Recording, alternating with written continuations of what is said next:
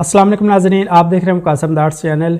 इससे पहली क्लास में हमने मुकम्मल फ़ेस बनाया था, तो आज की क्लास में हम ग्राफ लगाकर फ़ेस बनाएंगे।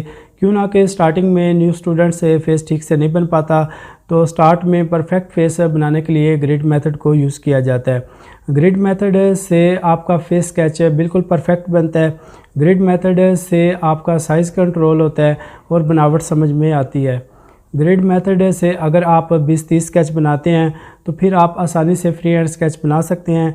तो आज की क्लास में हम ग्रिड मेथड को यूज़ करके फेस स्केच बनाएंगे। तो चलें स्टार्ट करते हैं आज की क्लास। नाजरीन, सबसे पहले आपने ग्रिड आर्ट ऐप को ओपन करना है।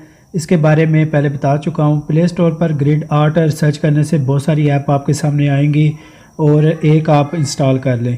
मैंने ये पहले से इंस्टॉल की हुई है, तो मैं इसे ओपन करने के बाद गैलरी में जाऊंगा और वो पिक्चर सेलेक्ट करूंगा जो मैंने बनानी है। तो नाज़रीन, ये हमारे सामने पिक्चर आ गई है। सबसे पहले इसके कॉलम सेट करूंगा मैं। यहाँ पे मैं 11 कॉलम ऐड करूंगा।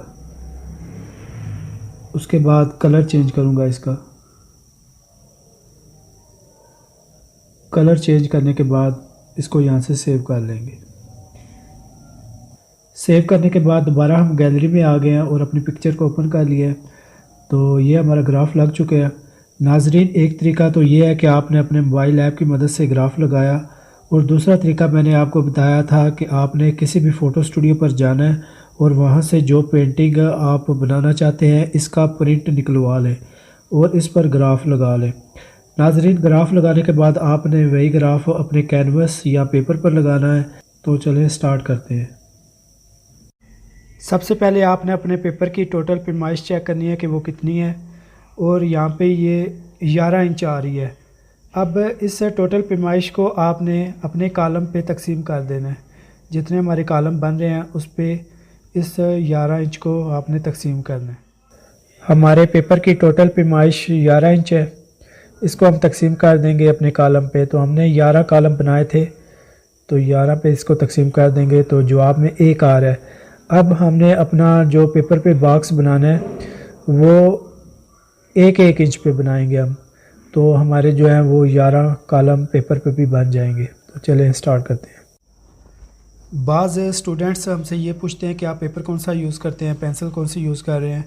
तो स्टार्टिंग में जो न्यू स्टूडेंट्स होते हैं उनके लिए ये एक सिंपल चार्ट पेपर है। ये बिल्कुल सिंपल चार्ट पेपर है हमारे पास। जो नॉर्मल चार्ट पेपर मिलता है बड़ा, उसी के हमने ये पीसेस किए हुए हैं, 4 पीसेस किए हुए हैं। उनमें से एक पेपर हम जिस पे हम काम कर रहे हैं। और ड्राइंग के लिए ये एक 4B पेंसिल हम यूज़ करते हैं।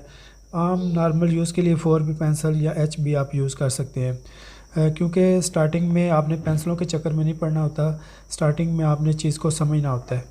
और उसके बाद ये पेंसिल को तराशने के लिए हमारे पास एक कटर है, या फिर आप शार्पनर का इस्तेमाल कर सकते हैं। और किसी जगह पे मिटाने के लिए आप अरेज़र का इस्तेमाल कर सकते हैं।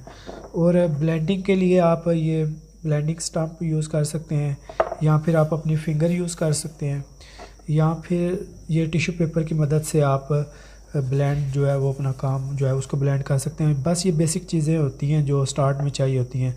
जो डिटेल के लिए जो आप मास्टर पीस बनाते हैं उसमें फिर काफ़ी सारी चीज़ें जो हैं वो आजकल आर्टिस्ट जो हैं वो यूज़ करते हैं। तो फ़िलहाल स्टार्ट में आपको इन चीज़ों में नहीं आना। आप एक 4B पेंसिल लें और सादा चार्ट पेपर लें, और तराशने के लिए कटर रख लें, और ब्लेंडिंग के लिए टिश्यू पेपर, और हो सके तो ये ब्लेंडिंग स्टम्प यूज़ कर लें, नहीं तो फिंगर और टिश्यू पेपर आप यूज़ करें। तो स्टार्टिंग में यही चीज़ें चाहिए होती हैं। जब आप मास्टर पीस बना लें, जब आप एक्सपर्ट हो जाते हैं, तो फिर आप दूसरी चीज़ों की तरफ आएँ।